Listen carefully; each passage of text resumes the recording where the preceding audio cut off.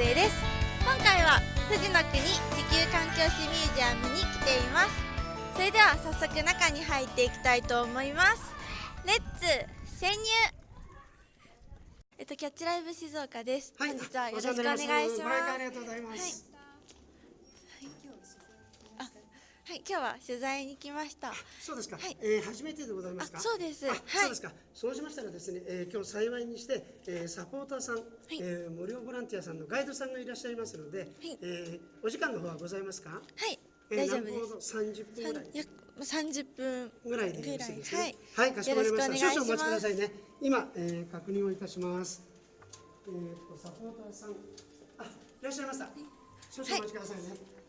お客様、今ご来館されましたので、30分ほどのガイドでよろしいでしょうかね。わかりました。はい、よろしくお願いします。はい、こちらが館内のご案内と、ただいま開催中のイベントですから、一応ご参考にお持ちください。はい、ありがとうございます。じゃあ、サポーターの諏訪さんですね。はい、どうぞ。お願いいたします。はい、それではガイドさん、本日はよろしくお願いします。お願いします。で、どうぞ最初こちらからはい。できますね。まず最初にこの博物館がどういう感じでできているかっていうのを3分間くらいのビデオがありますので、はい、これをちょっと見ていただければと思いますので、どうぞ見てください。あちらに椅子があるんです。座って、はい。すごい授業が始まりそうな感じの雰囲気ですね。はい、ありがとうございます。よく聞いて。はい。ちゃんとこれを。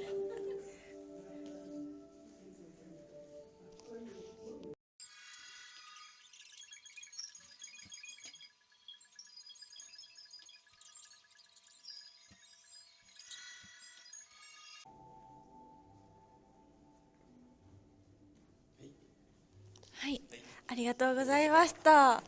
そのコンセプトが文明のことが結構あったんですけど、その続いている文明もあればなくなっていく文明もあるということで、これから日本はどうなっていくのかとかいろいろあると思うので、はい、この展示とかを見てまた勉強していけたらいいかなと思っています。このミュージアムの一番のテーマが100年後の静岡が豊かであるために、じゃああなたはどうしますかっていうことを問いかけているミュージアム、要は博物館なんですけど、動きのあるっていうことでミュージアムっていう名前になってます。で、地球環境史っていうことを学んで100年後がどうであるかっていうのを考えるためのミュージアムなんですね。で、最初気が付くのはですね、これ机です。はい。机っていうか、当たり前なんですけど、この校舎自体が南高っていうところがあって、それをそのまま有効利用してます。壊して新しいものを作るんではなくて、今あったものを直して使いますっていうコンセプトでこのところも全部できています。なので机もありますし、教室もそのまま使ってます。で、10個の部屋があります。で、その10個に関していろいろな展示物が紹介されているっていう感覚で見ていてください。はい。さっきの映像ではこの1番のところでいたんですけれども、まだまだあるということで、次に、次の2番目の部屋、1番目と2番目に関しては料金はかからない、お金のかからないところになります。なので2番目もご覧になってみてください。はい。ここが2番目の部屋ですかね。はい。失礼します。はい、どうぞ。すごい、ここもちょっと1番目とはガラッと雰囲気が変わりましたね。ここはですね、静岡の自然を黒い方が驚異、白い方が恵みっていうことで色分けしてあります。で、同じ自然なんだけども、その使うことによって驚異でもあるし、自然の恵みでもありますよっていうことを色で分けてあります。こちらも映像を使って驚異と恵みの対象のものになってるんですね。で、こういったものがあることによって、あとは温暖な気候によって静岡県が実はものづくりの文化でもこれだけ発展してますよ、農作物ですとかいろんなものが取れるようなものがあります。で、県民性も穏やかな県民性があるんですよっていうことをこの部屋で表しています。はい。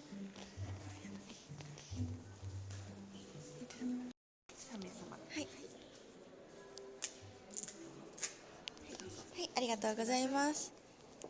はい、ではこちらからがちょっと料金がかかるスペースになりますから、どうぞこちら。こういう感じのものです。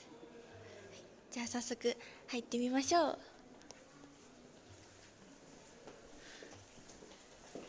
本当に学校を使ってますね。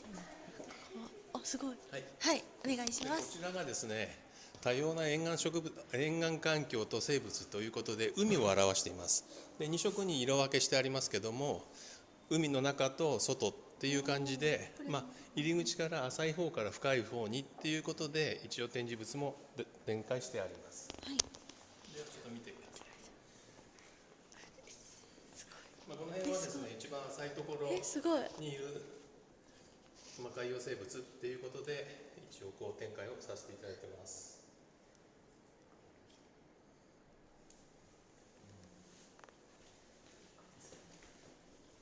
このまだ浅いところですかね。浅いところです。はい。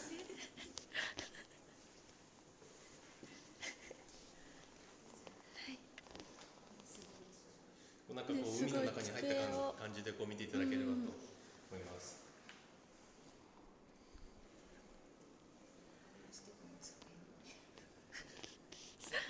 机もそう、これも机使ってるんですね。机を使っ3つて一応表しています。これに関してはその特別なスポット的にいろんなことがこう書いてあります。例えばこれうなぎですけど、うなぎが産卵して戻ってきて、かば焼きになるかいろんなことになると思いますけど、うなぎっていうのはマリアナ海溝って言って、フィリピンの方で成長してで戻ってくるんですね。でそれがすごい珍しいもので、それをこう表して海から川に戻ってきますよっていうのをこう表しています。各々の柱ごとに色のテーマがあってそれを展開しているっていうことですね。はい。これ食べられますよねでも例えばなんですけど、これぐらい大きさのやつが実際に海の底にいるわけなんですよ。はい。これが例えば学校の教室にこんなでかいの出たら怖いですよねそうですね。はい、それを実際に自分が食べる時にはそんなに怖くないんですけど、実際にこれが歩いてきた時のこう感覚っていうのをちょっとこう想像してもらうとすごいよくわかるかなと思います。すごい体感できますね。もうまずここが教室なので、ここにいるっていうのが、いやすごいんですよ、大きさが。どうして表せばいいか、これぐらい、手ぐらい、足、そう、これぐらいの大きさなんです。わかりますか？これが3番目の部屋に表す3という数字になるんですけど、これもやっぱり3という数字がこの展示3つ目の部屋ですよっていうのをちゃんと表していて、海と陸っていうのをちゃんと文字で表してるんですね。はい、ちょうど半分。そうですね、半分で表しています。では次の部屋に参ります。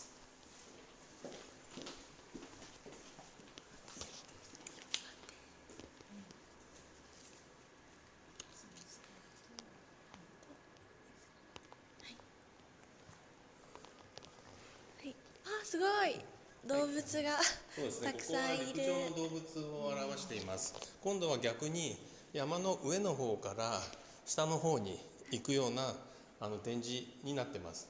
で真ん中のところは里山、人が作った自然ということで里山の環境をここに表しております。おこじょ、おこじょいる。はい、私おこじょすごい好きなんですよ。好きですか？はい。珍しいですね。なんかごめんなさい。おこじょね。オコジョっていうのはなかなか知ってる人っていないんですけど、オコジョはこの大きさなんですよね。意外とちっちゃいですね。いや、こんな大きさで、あとネズミとかを食べるんですよ。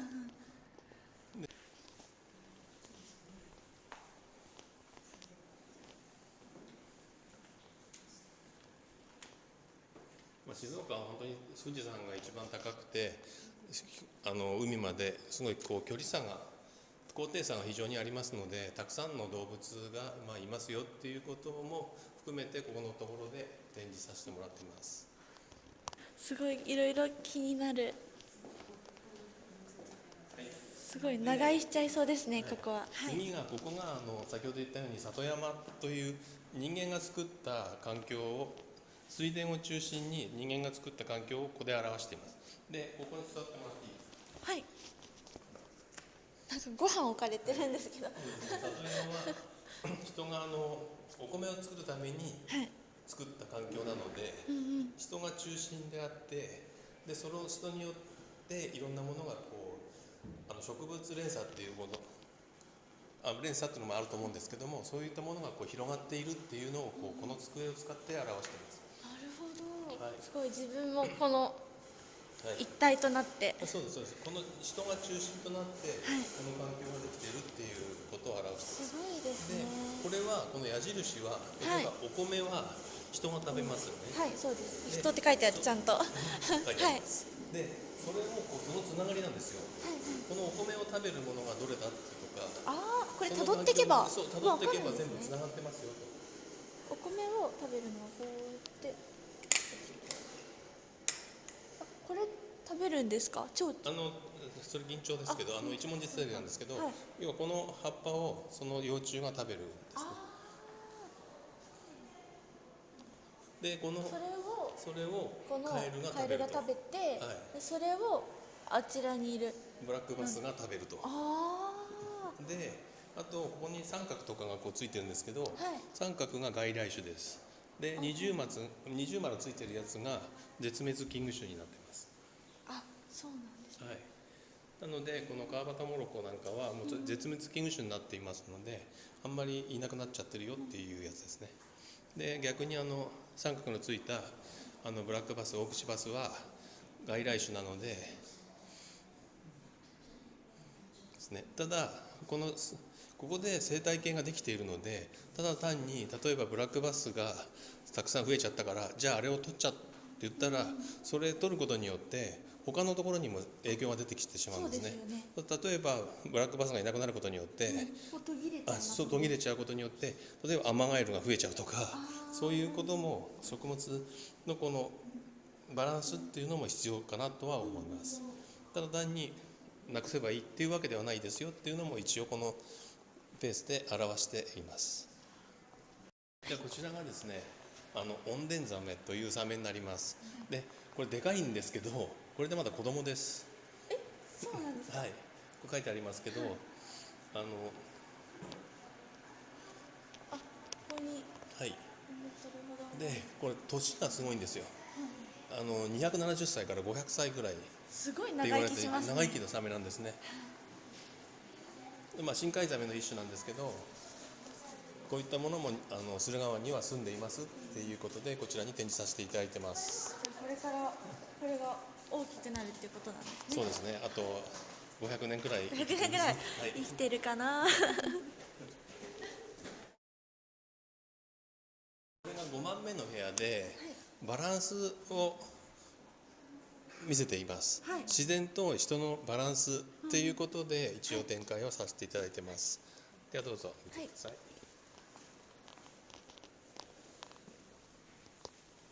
シーソーみたいな感じの。はい。水素によって、こちらが人の生活、こちらが自然っていうことで、この縄文時代をバランスよく平行って考えた場合に、じゃあ今の現代がどういうふうになってどれくらい傾いているのかなっていうのをシーソーを使って紹介をしています。で、これよく見ていただくと非常に細かい作りになっていて、例えばこの人たちがちゃんと自然に向き合ってます。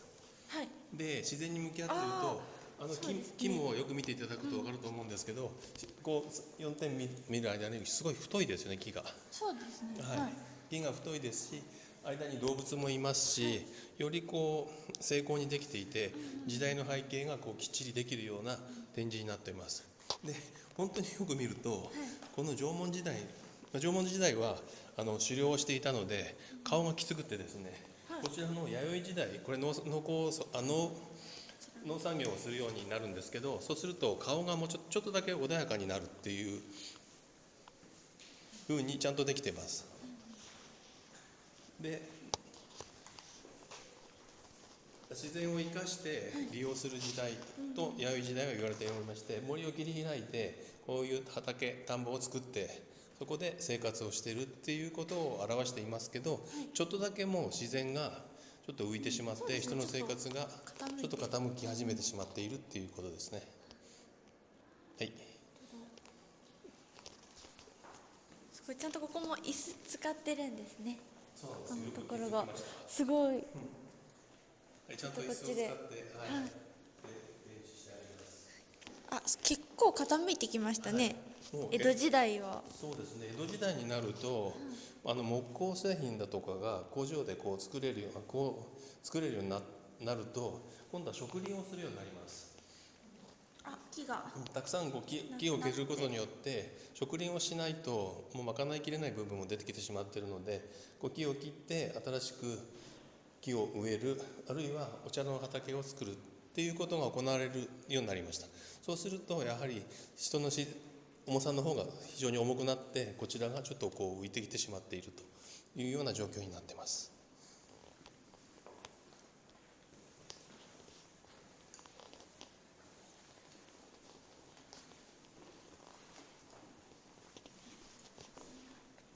でそこついてますね。そうですね。最後の今現代ですね。現代はもうこうよく見ていただくと、さっきの時と違って人がもう自然見てないですね。お年寄りはもう下を向いてしまっていますし、ここにいる人たちも若い夫婦ももう下を向いて自然とはもう背を向けてしまっていると。じゃあ自然はどうなったかっていうと、例えばそこで崖崩れが起こってしまったり、それを防ぐためにダムが作られていたり、森林はもうなくなってしまっていたりしていますよっていうのを表しています。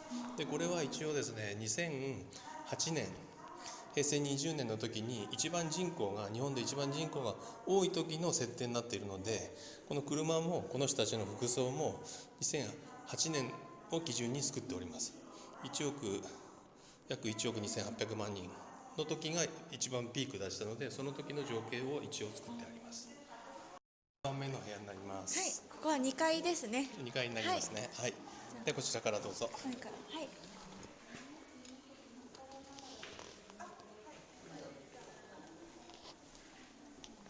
ここはどういうところですか？これは静岡県の地質的にどうなっているのかというのと、あと岩石がどういう岩石が出たのかっていうのを表している部屋になります。このテーブルってなんだかわかりますか？テーブル？はい。なんかテーブル、なんか座りにくい、なんか見た覚えのあるような、見たことあるような、多分こっちの方にいたらわかるんじゃないかなっていう形ですね。静岡県ですね、これは。そうですね。静岡県の東西南北をきっちり合わせて作ってあります。で静岡県というのは2つの地層がくっついてできている地層なんですね。でこれ見ていただくと分かるんですけど、こちらの伊豆の方はですね、なんかこの火山的なものが移動してきてできてます。でこちらの浜松の西の方に関しては隆起しています。だんだんこう海だったところがだんだん浮かんできてできているっていう地層になってます。なのでこれよく見ていただくと分かりますけど、浜松の方に関しては化石とかいろんなものがこう出てます。サンゴの化石ですとか、こういったものが実際に浜松のところからこう出ている。で逆に伊豆の方はですね、火山性なので火山的なものがこう流れてて噴火しているとかでできているので、そういったものがたくさん出てますっていうのがこの石を見るだけで分かるような形になってます。でこれが赤色立体地図っていうんですけど、これがこう平面なんですけどデコボコしているように見えてますね。はい。これが海が深いところは深く映ってますし、富士山は高く映っているような平面なんですけども立体に見える赤色立体地図っていうのになりますね。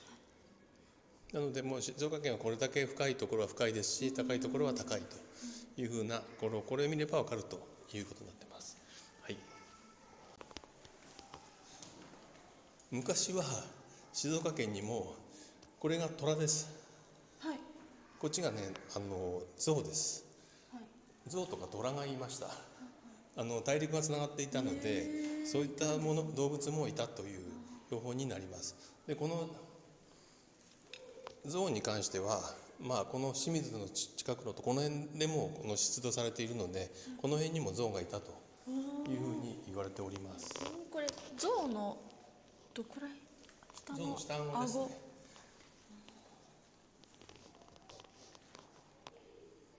はい。でこちらのところに象がいます。象がいる。はい。象のなんていうんですか？これはレプリカですけど、ナウマン象の頭蓋骨、こんだけのものがいたということですね。すごい。はい。で実際に骨が出てきているところ、上顎も含めて出てきているところがここにあります。そうですそうです。あちらにあった。はい、ここ静岡ですけど、ウド丘陵なので、この辺ですよね。この辺からもナウマン象の骨とか顎が出てきていますっていうことなので、この辺にもいたということですね。今はいないですけど。それでは7番の部屋に入りたいと思います。はい。すごい。ここは先ほど言ったように生物多様性ということで、静岡県にはこれだけの植物、動物、昆虫、魚がいますよっていうのを表しています。たくさんいる。たくさんいます。なんかトンボだけでもいろんな種類があるんですね。そうなんです。トンボだけでも本当にたくさんの種類がいます。静岡県は先ほど言ったように富士山は高いし海は深いので、いろんな本当に多様性、いろんなものがたくさんいますよっていうことなんですね。他の県よりも真ん中ですしです。はい。すごい暖かくもいいところなので、すごいたくさんいますね。やっぱ過ごしやすいですもんね、暖かい場所は。動物も植物もそ虫もの環境によって、寒いところが好きな人もいるし、暖かいのが好きな人もいるので何とも言えないんですけど、種類としては非常に多いと言われてますね。すごい。動物もちゃんといますね。等身大で。ここが魚もいます。魚も種類がいっぱい。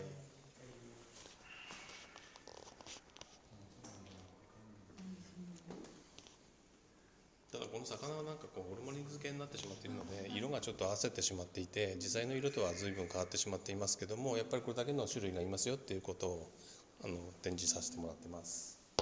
すごいたくさん種類があります。8番目の部屋になります。何だと思いますか？8番目なんでしょう。なんですかね。なんでしょうね。見ていただければわかります。半分だから何かヒントがあるんですかね。骨だ。失礼します。骨の。でこれは骨は進化の順番に並んでます。で最後に人間ですね。で人間だけがレプリカです。本物ではありません。はいですね。本物だったら怖いですね。そうですね。で順番に見ていただいて、こういう感じで。スタート時点があちらですか？スタートこちらです。はい、これあんこうになります。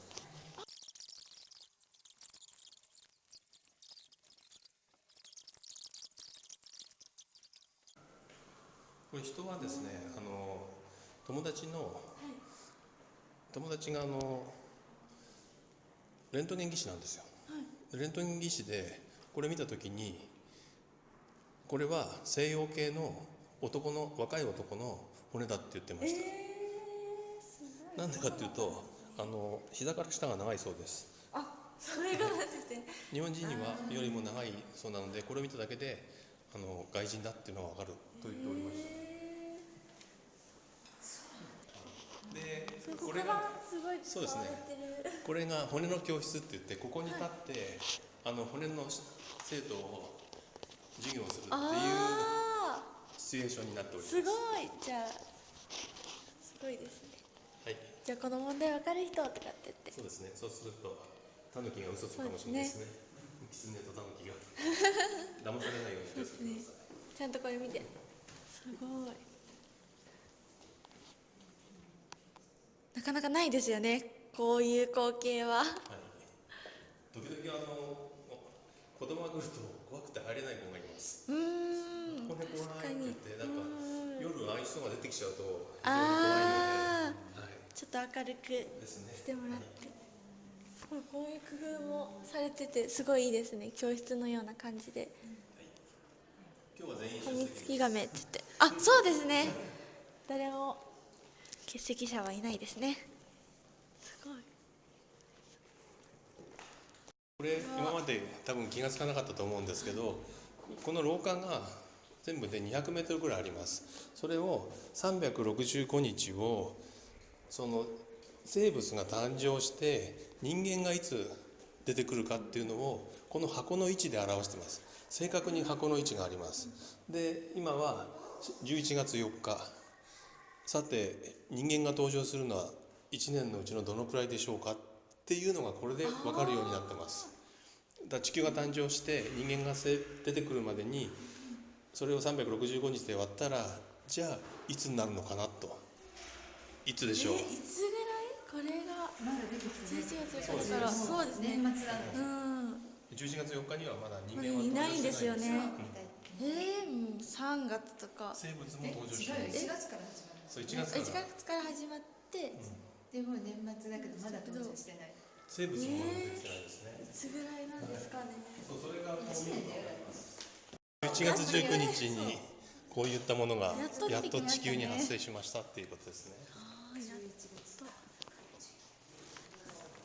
11月20日に 5.2 億年前に脊椎動物、背骨のある動物がやっと生まれてきたの。でもまだ小さいですね。ここが南高だった時の資料が少し残ってます。で、年表もここに遠隔として飾ってあります。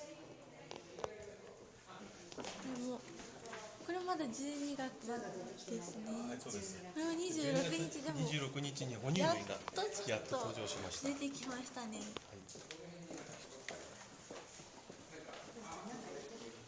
ね、これはここね、12月31日の12時17分に人類登場しました。で、今です。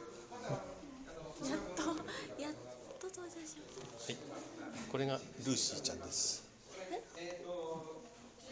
それでは10番目の部屋へお願いします。はい、さっきの9番目の部屋が地球家族会議ということで、日本、世界これだけの危機がありますよっていうことがありました。じゃあ10番目の部屋でそれに対してどうしますかっていうのをこの部屋で表しています。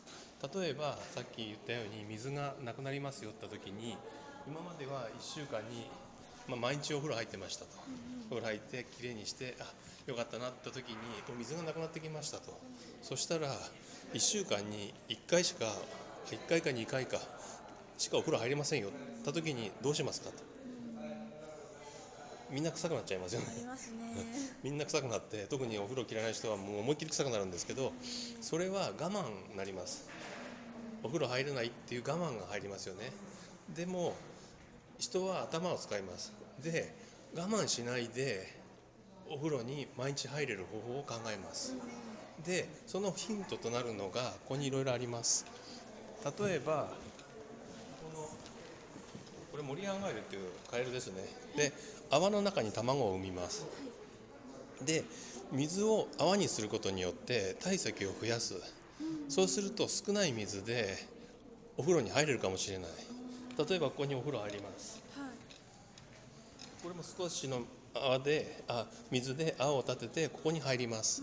そうすると1週間で2回しか入れなかったものが毎日泡の風呂なら入れます。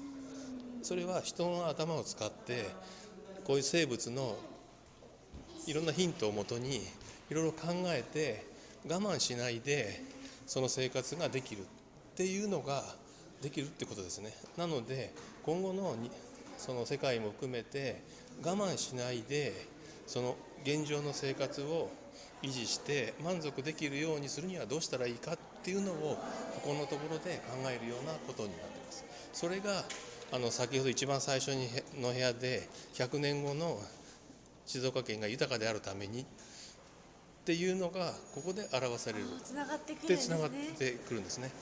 ですごい気になったんですけれども、このミュージアムサポーターっていうのがあるそうなんですけれども、これはすいません、はい、お願いします。説明をお願いします。今着てるのが多分こちらの方にあると思うのですが、そうですね、これは多分 S サイズなので私のは 2L です、L サイズ、これじゃ小さいのであんまり好きじゃないんですけど。そうなんですか。はい、これベストかっこ悪いので嫌いです。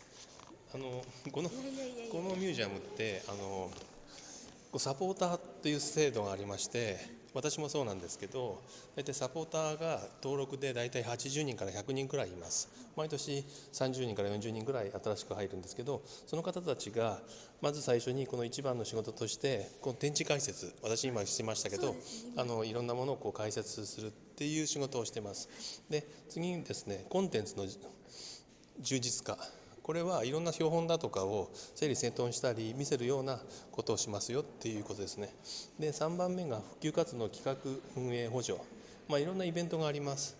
例えば何かを作るとか、そういったののお手伝いをしたり、集金をしたり、そういうお手伝いの仕事、それから、これもさっきと同じなんですけど、標本の整理整頓全部登録してパソコンに打ち込んだりいろんな作業をするっていう、主にこの4つの仕事をボランティアでやる人がサポーターっていう名前で呼ばれています。じゃあこれも全部ボランティアで。ボランティアなんですよ。私もお金もらってないんで。そうなんです。そうなんですよ。やってる。すごいいいバッジがついてますね。これはこれです。そう、ガイドツアーの。ガイドツアーっていうのは一応ガイドツアーっていう試験というかテストがあって、ちゃんと取れないとガイドしちゃいけないよっていう形にはなってるんですよ。その知識がない人が適当なこと言っちゃうといけないので、一応ちゃんと知識をもとにガイドできていいよっていうのをできるとこれがもらえるような形になってますね。はい。でもベスト嫌いです。こちらにいる方なんですけれども、どういうふうなお仕事をされてたり、具体的なお仕事内容とかを教えてもらえたらいいなと思っています。いいですか？聞いてもらっていいいいでか？ですすか？どうぞ。大丈夫ですか？はい。一応各展示室のよろしくお願いします監視業務が主になっています。はい。あはい。りがとうございでお客ます。様から質問とかされる場合があるので、それに対して、簡単な質問だったら答えますし、難しい問題でしたら研究員の方にちょっと聞いてお答えするという形で。はい。ありがとうございます。すごいリボンが似合ってますね。ありがとうございますはい、ありがとうございます。ありがとうございましたバッジもすごい気になるのですが、こちらはガイドとはちょっと違った感じの。そうこれもですか？売ってます。売ってるんですね。はい、売ってるバッジです。すごいありがとうございました。はい、ありがとうございます。こちらに図鑑カフェとかキッズルームっていうのが書いてあるんですけれども、これはどういうことですか？これは2階にですね、喫茶ルーム、図鑑カフェという喫茶ルームとですね、あと子供を遊ばせる木のおもちゃで遊ばせる施設がありまして、それ無料で利用できるんですね。行ってみたいです。はいいいですか？ぜひどうぞでもはい、お願いします。こちらはこれもキッズルームといって木のおもちゃで、小学校の低学年さんまでが無料で遊べる施設になっています。はい、こちらが図鑑カフェということで、図鑑が置いてあります。それもタダで見れます。はい。でここの中でお茶をしたり雑談ができるような形になっています。ちゃんとメニューがあります。じゃあ中に入っていきましょう。こんにちは。よろしくお願いします。これがカフェのお姉さんです。宮野梢です。よろしくお願いします。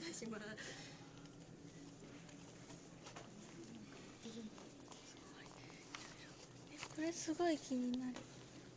そうですね。お土産もいっぱい売ってます。オリジナルグッズ学校にあります。すごい見たことあるのがさっき言ったなっていうところとかがそうですね。はい。思い出として見れますね。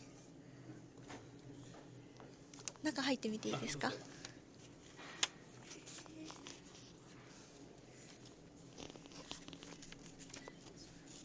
オリジナルグッズもたくさんあります。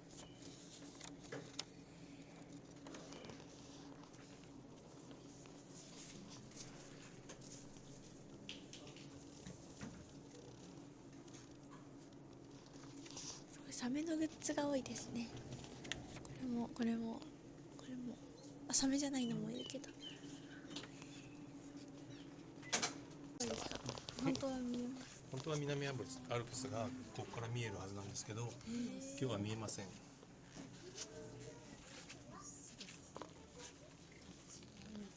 こに写真があります。見ます？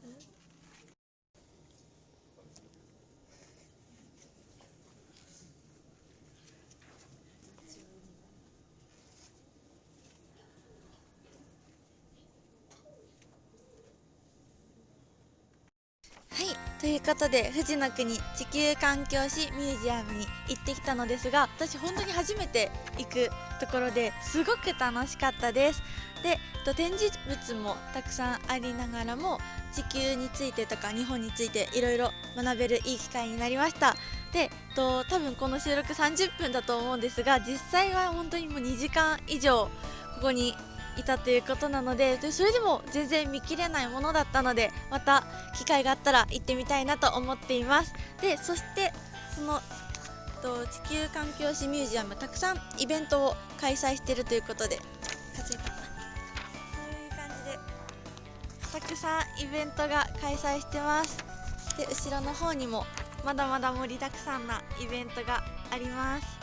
なのでね、私今回イベントには参加することはできなかったんですけれども、また次回あればこういったものに挑戦していきたいなと思っています。はい、そんな感じで終わりにしたいと思います。ありがとうございました。